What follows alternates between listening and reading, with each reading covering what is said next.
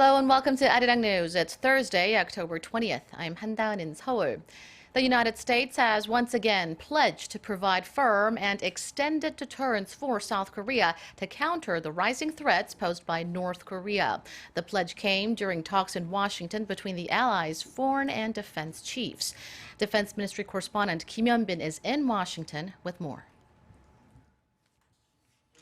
The focus of the so-called 2+2 talks between South Korea's Foreign Minister Yoon Byung-se and Defense Minister Han Min-gu and their American counterparts John Kerry and Ashton Carter was on strengthening the U.S. extended deterrence policy against North Korea's ever-growing nuclear and missile threats, as well as maximizing the effectiveness of the sanctions on the regime.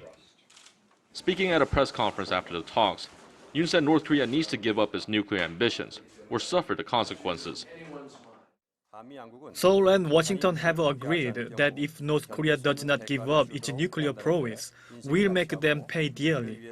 We'll use all methods to pressure the regime, including sanctions. Kerry said that Washington will do everything to defend South Korea and emphasized the need to speed up the planned deployment of a U.S. missile defense system to the peninsula. There should be no doubt that the United States will do whatever is necessary to defend ourselves and to honor the security commitments that we have made to allies, including the Republic of Korea. And we will deploy as soon as possible a terminal high-altitude area defense battery to our Korean ally. Carter emphasized that the U.S. is committed to providing extended deterrence, guaranteed by the full spectrum of U.S. defense capabilities. He warned Pyongyang that the use of any nuclear weapons will come at a massive price. Make no mistake, any attack on America or our allies will not only be defeated, but also any use of nuclear weapons will be met with an overwhelming and effective response. The two allies also agreed to enhance extended deterrence by swiftly establishing a new high-level bilateral body called the Extended Deterrence Strategy and Consultation Group. On Thursday, Seoul's Defense Minister Han Min-gu will hold talks with his American counterpart Ashton Carter at the 48th Annual Security Consultative Meeting. Mr. Han and Secretary Carter are expected to focus on the details of extended deterrence and issues regarding permanently deploying a U.S. strategic asset to the peninsula, as well as the specific time to deploy that to the south by the end of next year. Kim Hyun-bin, ARIRANG News, Washington, D.C.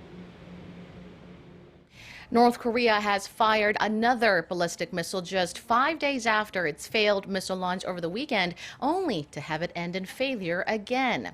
The U.S. Strategic Command says it detected what it assessed as a missile failure at around 7 a.m. local time near the northwestern city of Kusong. It said the missile is presumed to be a mid-range Musudan, and it believes the North launched it as an attempt to make up for its failure on Saturday. The North American Aerospace Defense Command determined the launch did not pose a threat to North America. The U.S. Department of Defense says the latest launch attempt is in violation of UN Security Council resolutions that bans North Korea from using ballistic missile technology. It added that such provocations will only strengthen the international community's will to deter North Korean threats. With just 18 days until America chooses its next leader, Hillary Clinton and Donald Trump faced off in the third and final presidential debate at the University of Nevada in Las Vegas. Let's get further details from our Hwang Ho-jun at the News Center. Ho-jun, what can you tell us?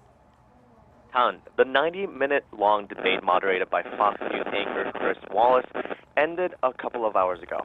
Tensions were high going into this debate, and the tense atmosphere was heightened when the candidates walked on stage and went right to their podiums without shaking hands. Now, just a few notes on structure. The debate was divided into 6 segments of roughly 15 minutes each. It covered the candidates' perspectives on Supreme Court appointments, immigration policy, domestic and foreign policy, and each candidate's fitness to become the next president. Those topics brought some traditionally contentious issues to the fore, including abortion, LGBT rights, and gun control, and the Second Amendment. The debate also touched on some familiar topics from the campaign. Trump said the U.S. can't afford to defend countries that aren't paying their share for American defense, including South Korea, Germany, and Japan. Clinton said she will stand strong with American allies.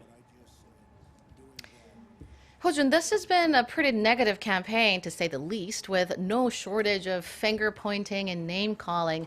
Which issues came up in today's debate?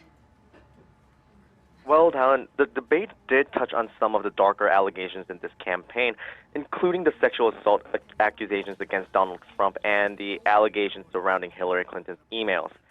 Trump, who had said at the last debate that he would put Clinton in jail for deleting her email, said she shouldn't even have been allowed to run in the first place. He denied all allegations of sexual harassment and said the accusations from the women were all fabricated by the Clinton campaign. Clinton criticized Trump for his pattern of divisiveness, for not apologizing, and for not owning up to his previous comments.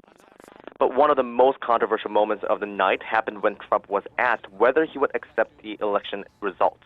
He didn't really give a clear answer at first, but when pressed again, he said, quote, "I will tell you at the time, I'll keep you in suspense." The comment is in line with his recent claims that the election is rigged for Clinton, and even though that idea has largely been debunked, even by members in his own party. That wraps it up for now, but it will be interesting to see how things play out over the next 3 weeks until Election Day, when America will finally know who their next president will be. Back to you, Talon. Thank you, Ho-jun. We will have more in-depth coverage on that in our later newscast. That does it for now. I'll be back with more headlines at 4 p.m. Korea time. Stay with us.